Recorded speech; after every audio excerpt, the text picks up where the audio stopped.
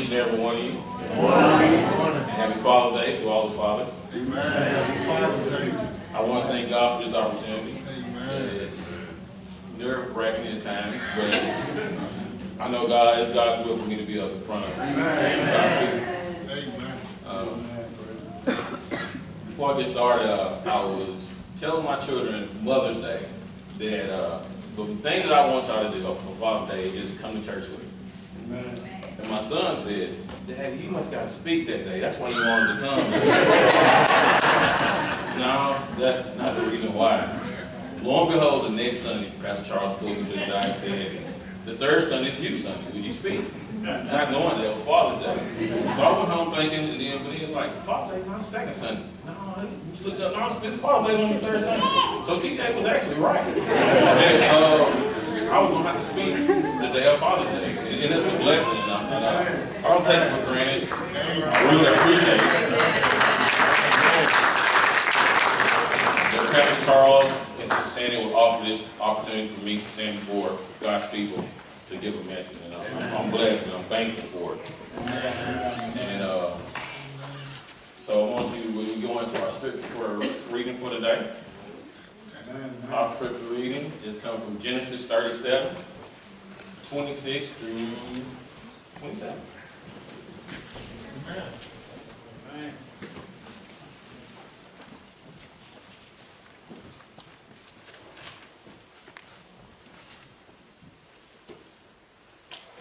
And it reads as such. Judah said to his brothers, what will we gain if we kill our brother and cover his blood? Come, let us sell him to the Ishmaelites and not lay our hands on him. After all, he is our brother. Our own flesh and blood, his brothers agreed. I'm going to use for a topic today. One event that changed lives forever. One event that changed lives forever. Let us pray. Lord, we just come to you, thanking you and praise for what you've done for us. I'm just thankful for this opportunity to come before God's people to bring your word, Lord. Yeah. I'm humble, I'm appreciative. I can't do nothing without you, Lord. I welcome your Holy Spirit into this place right now, binding that devil that comes steal, kill, and destroy. And I'm just thankful for Jesus Christ down on the cross for my sins. Yes. And it's Jesus' mighty name that I pray. Amen. Amen. So as Pastor Charles asked me to speak, I'm like, okay, Joseph has been on my heart. Like, I want to bring something about Joseph from the Old Testament, one of the 12 tribes of Israel. And I was thinking, okay, he wanted me to speak to the youth, so I was going to say, let's talk about Joseph's talents. And you need to find out what their talent was. And I'm like, yeah, I think I'll roll with that right there. I started typing and praising God and coming up with these scriptures, and then all of a sudden, God said, no, that ain't what you want to do. You got to change this all up. So I had to start back over. And I started looking over my life and comparing it to Joseph in this one event that changed my life. And this one event was this application that my cousin, let me go back. I graduated from high school in 1991 as a 17-year-old, not knowing what I was going to do. Didn't have a real high GPA like my daughters do, and my kids. I was a class clown, and all of a sudden I'm walking across the stage, and I don't have a clue on what I'm going to do. I worked the summer program just for the summer. I didn't have a job, didn't have any aspirations of going to college. And so my mother's first cousin knocked on my door. He's a school board member. He's going to be over with the Lord. And he came to me and asked me, what do you plan on doing? I don't know. I'm planning no plans. I'm, just messing around like I've been doing, So he said, how about I take this application in Martin College and fill it out and go to Martin College? I'm like, I didn't have any skills or anything really that I could do if I go to college other than I'm really good at math. And I was like, okay, I just go just because I had heard a bunch of other friends was going. Lo and behold, after my freshman in college, I'm like, okay, I got to figure out what I'm going to do with this college degree. So go to school for 4 years and you don't have anything to do. It's just you go to school, you're wasting your time. Right. So there was a summer program that summer of '92, and it was teaching summer school at Southside. Miss Sims was over it, and Miss Rose Brown, who these are people who are instrumental in why I am today, were taking interviews, and I came in with an earring on, and they said, I said, yeah, I want to teach summer school. They started laughing, like, boy, you done showed out and acted up and did all this. Mr. Brown said, you really want to do that? I'm like, yeah, I think I do. I'm going to college, and I'm like, that's what I want to do. So she gave me an application, sent me over. Back then, they allowed you to do these interviews, and I loved it because it taught me interviewing skills. So I go on the south side with an earring on, shorts on, and was talking to Miss Sims. Miss Sims read me like it was name. Boy, you got an earring on? Who do you think gonna hire you with an earring in your ear? That day, 1992, June of 92, that was the last time I wore an earring. I took it out, didn't wear it again. So she's teaching me these things on how to interview because I didn't know how to interview. Because of this summer program, I actually learned how to interview and how to conduct myself like a professional. So I'm like, okay, you know, I've always been a class clown, so hey, I can't, you know, this ain't me. So lo and behold, I start teaching in summer school, and my buddies and I walk to the rec like we always do, and we start 3 or 4 kids, hey, Mr. Cross, they laughing at me like, they call you Mr. Cross? Like, yeah, when I work a summer job, you know, teaching summer school really didn't matter. And so I'm like, wow, you know, this is cool, you know. I think, hey, this is what I really want to do, is become a teacher. And I got these skills during the summer, working a summer program on how to become a teacher. And I had really good teachers at the summer school that was teaching us how to be a professional, how to conduct ourselves, how to set up lesson plans. And I'm sitting up here like, wow, like, this is good hands-on information, hands-on things that I can do. And I'm like, okay, that's what I'm gonna do, I'm gonna be a teacher. Lo and behold, that one application led me to the woman that I married, or was soon to be married. Never thought that in a million years, because her niece said her finger was hurting. Her finger was hurting. So I wrote for her that whole day. And so Benita was mad, because like, you should have wrote for her, you know. So I was like, you know, so we started talking, and that's how I met my wife. But the serious thing about it is, this is what I want to come to, is that she said she didn't want to talk to a guy that didn't go to church, because I wasn't saved. And I'm like, is that saying that? So her faith was that strong, and she was convicted that she wasn't going to date a guy. Amen. And so, lo and behold, you know, I was going to church and never was saved. So she leaves me. She moves to the Texarkana. So I decided to give my life to God. And that was the best thing that ever happened to me.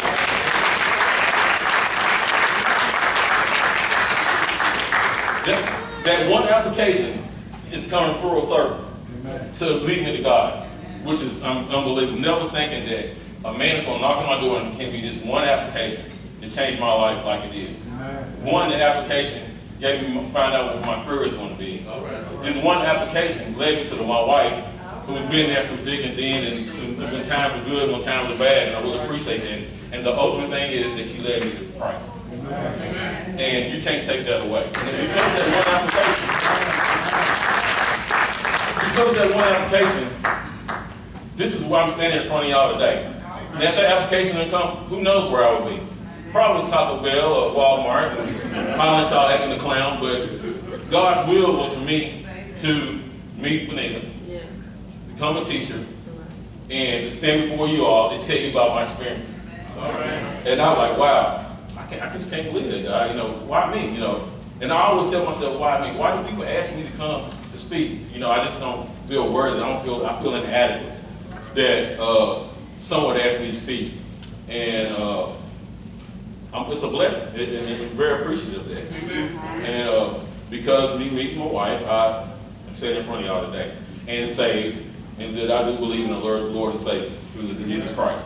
So when we move into our text today, I just want, when I thought about Joseph, and I thought about that event that we just read just a second ago, that changed Joseph's life forever. Amen. He was a dreamer. Joseph was a dreamer, and he's an interpreter of dreams. And by chance that he was special among the 12 tribes of Israel. His father loved him more than out of everybody else. And I know last week Pastor Ross said, no, we ain't supposed to love one person more than one child more than the other. But in this case right here, Israel said that he had a special bond for Joseph. And of course, it allows you to be jealous if you're a sibling, like, man, you know, Faith thinks that she's my favorite, or, you know, or Destiny or TJ thinks that I'm their favorite, you know. But I try to love them equally in their own special way. But in this case right here, because of that special bond that Joseph had with his dad, it caused jealousy within his brothers. And his brothers decided to kill him because of a dream that he interpreted, and he told his brothers that he's going to be opening one day. And he didn't like it. They didn't like it, so they plotted to kill him. Amen. But God's will wasn't for him to die. That's right. So instead of killing him, they saw some Israelites, and they decided to sell him into slavery. That was the one event that changed Joseph's life and the lives of all his family members. That's right. That's right. So he goes into slavery, and I'm pretty sure we hear about slavery and how cruel it is. But in the process, because Joseph was blessed, he was actually put in charge of Pharaoh's army, and he was put in charge. He was second in command, and so he persevered. Even though he was sold into slavery, he persevered. Amen. He continued on, and he was blessed. And so I thought the story was over, but it wasn't. Pharaoh's wife accused him of messing with him. Well, she said that Joseph was messing with him. So Pharaoh decides he gets upset and put Joseph in jail. And again, because Joseph is blessed, he was blessed in prison. Right. So everywhere Joseph goes, wherever somebody tried to go and come against him, he was blessed. Right. So there was a cupbearer and a baker that was in jail too. They had a dream. And he interpreted that dream. Cupbearer, you're going to be restored. Baker, you're going to die. And it came to pass. And it came to pass that the cupbearer was going to be restored. And Joseph said, remember me. Remember me to get me out of prison. The cupbearer didn't until one day that the Pharaoh was having a dream. He dreamed about a cow being fat, and he dreamed about a cow being skinny. And no one in the land could figure out this interpretation but Joseph. So they came to Joseph, the cupbearer remembered. He said, hey, there's a guy in jail that can interpret dreams. And the dream was explained like this. If it was a fat cow, that means we're going to have 7 years of prosperity. 7 years of skinny cow means there's going to be famine in the land. So what do we do about this? In the 7 years, you store up. You store up your provision, you store up your supplies. So when that time comes, when you need, like the coronavirus, you'll have it. I get so mad at Benita for going to Sam's and packing up all this stuff. I see my stuff. Buy as you go. If I need it today, that's what I do. But on the whole, Corona came, and we had big provision. Hamburger meat stored in the freezer. And that was a blessing. And so, going back to him being sold into slavery, how it changed lives is that his brothers was in need. And God's will was going to be done. And yes, they was going to bow down to him. And yes, they were going to need Joseph. That's right. But they just didn't realize it. They didn't know Joseph was still alive. So they left their home to come to find food because it was a time of famine. So Joseph recognized them, but they didn't recognize him. So Joseph talked to him, messing with him, whatever, and finally he revealed himself. And when he revealed himself, he was in tears.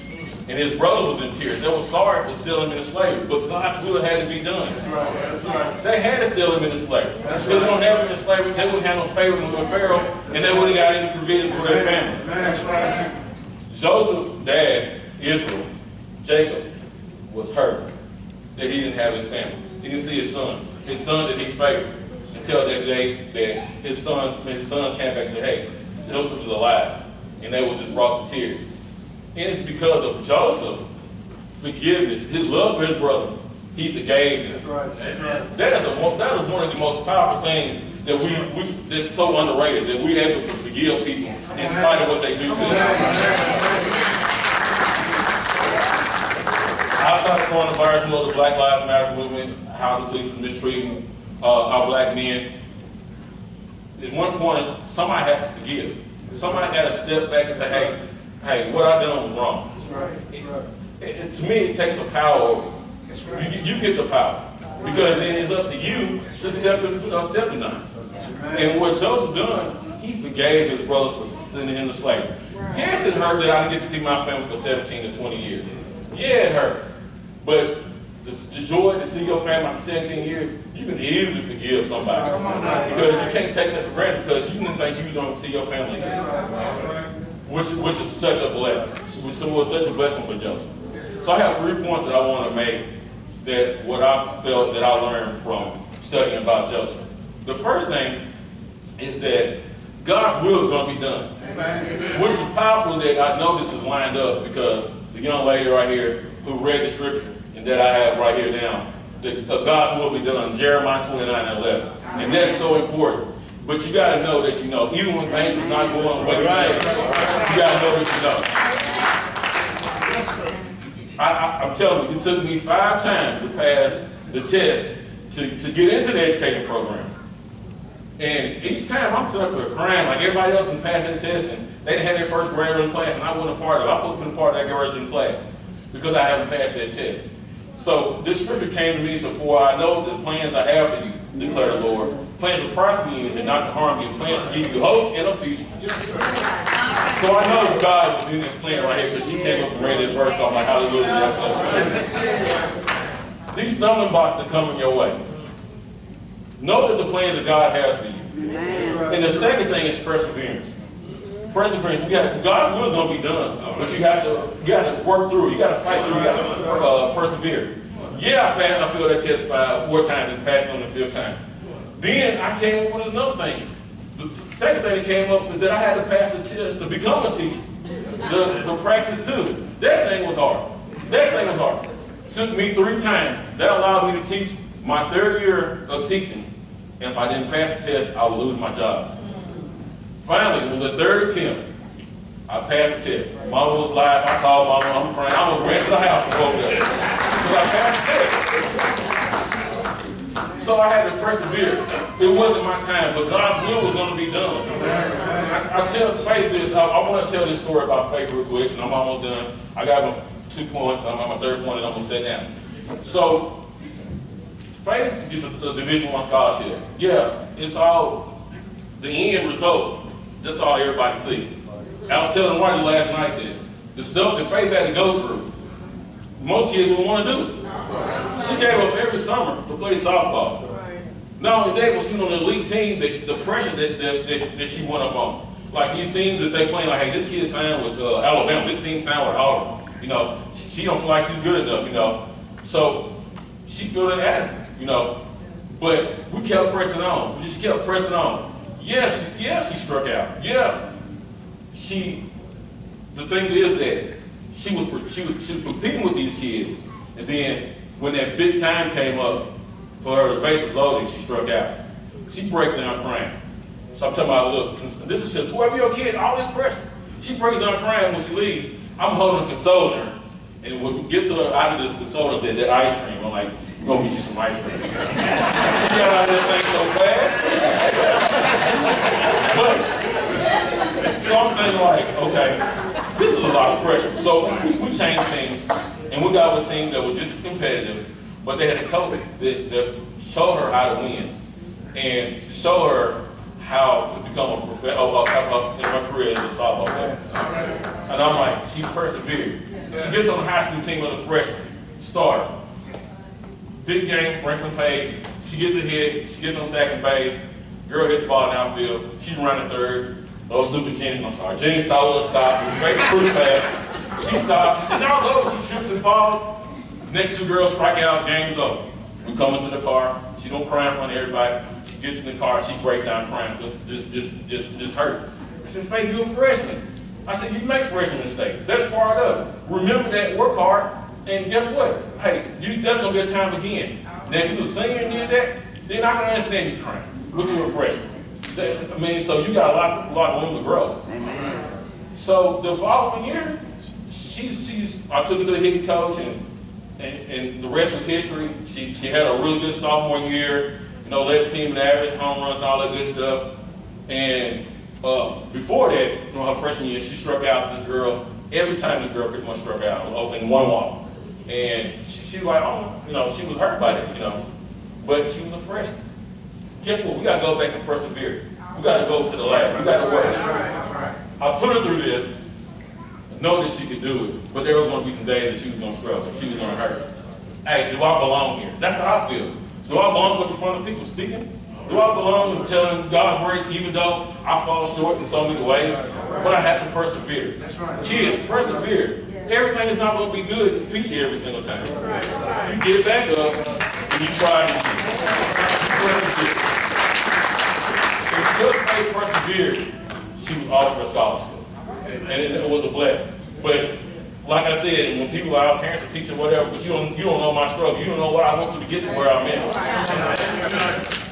Yeah, we on the front of a paper showing that she got a Division I scholarship, but you didn't know the stuff that she had to go through to get what she had to go through. She had to persevere. And she would have gave up, she would have never got the scholarship.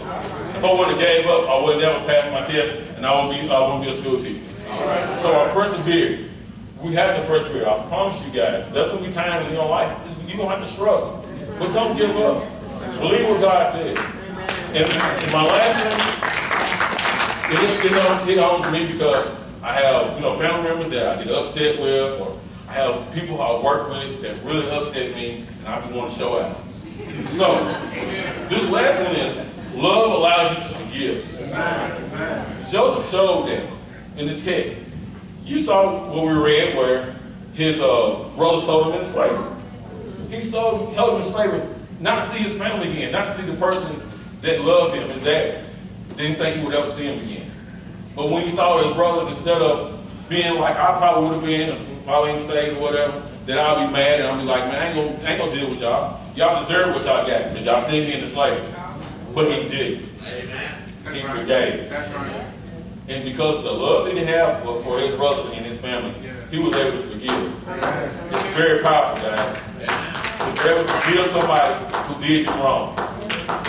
The Black Lives Matter. You can forgive somebody for the things that they say, things that you got power over them. And a lot of times people don't think that because you did you wrong, with eye for an eye, tooth for a tooth.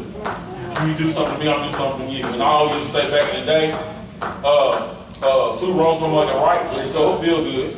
Because when you do something wrong to me, then I can do it back and I feel good. Because you hurt just like I'm hurt.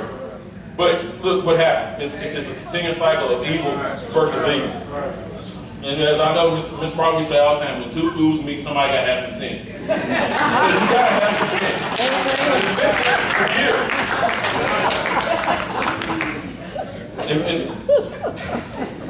So the 3 points is that God's will is going to be done in y'all lives, guys. Amen. You're going to have some struggle. You're going to have some times where you want to quit. I've had it. I wanted to quit the marriage. I wanted to quit my job. I wanted to quit being a parent. My kids be so hard and I wanted to quit. I know I can't quit, but I wanted to quit.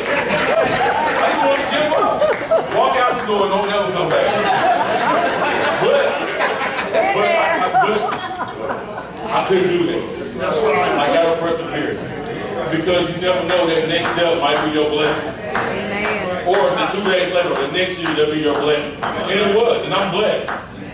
I don't know why God has blessed me like he's blessed me. I'm thankful, I'm humble, I'm appreciative. But I think it's when I met my wife and I gave my life to God. And he directed my path. He put people in my life to put me where I am today. He put my friends in my life when I needed them the most. I put pastors in my life when they needed me the most. I'm sitting up here just praising God, thanking God for the reason that he asked me not to right. So Mother's Day that day, so I'm tore up, my mom has passed away, and I'm thinking about all my sisters and how they just blessed me and how they just treated me, spoiled me. And I'm sitting there just start writing and telling them how much I appreciate them. I send them a text. So I showed Faith gonna say, Mama wrote that for you, did she? I'm like, give me a little credit. So the thing was, it wasn't Mama that wrote helped me write, it was the Holy Ghost. Amen. Because I was so full that I missed my mom, but yet I still had my sisters in my life who loved me from the time that I was born. They spoke me into existence. They said that all them girls in the house, don't bring no girl back home this time. We want a boy this time. And so guess what? That came back, they spoke me into existence. They protected me, they supported me, they loved me. They let me hang out with them when they had their boyfriends and stuff, knowing I was gonna go back and tell mom everything they done. I appreciate that. And I was so full Mother's Day. And the Holy Spirit was on me. And it was just a blessing. And I just really appreciate that. So as I close, just remember this guys. One, is God's will is going to be done. Two, persevere. And last but not least, love allows you to forgive. And before I sat down, when I failed my practice test, the first one, I don't know if it was the second, third, or fourth time, but one of them times I failed it, I was in church at that time, and I kept hearing a Bible verse. And I want to share that Bible verse with you all. And that's another thing, guys, young people. Find your Bible verse. When things are going bad, flip through that Bible and find something that you can hold on to. This is the verse that I held on to. In the back of my mind, I'm not going to never pass this test. But the scripture kept coming to me. And it's Psalms 27 and 14. And I'm sitting up here, I get the message, I failed that test for whatever time it was. I'm sitting up here crying like, man. So it came to the scripture said, Psalm 27, 14, wait on the Lord, be of good courage, and he shall strengthen your heart. Wait, I say, on the Lord. Thank you.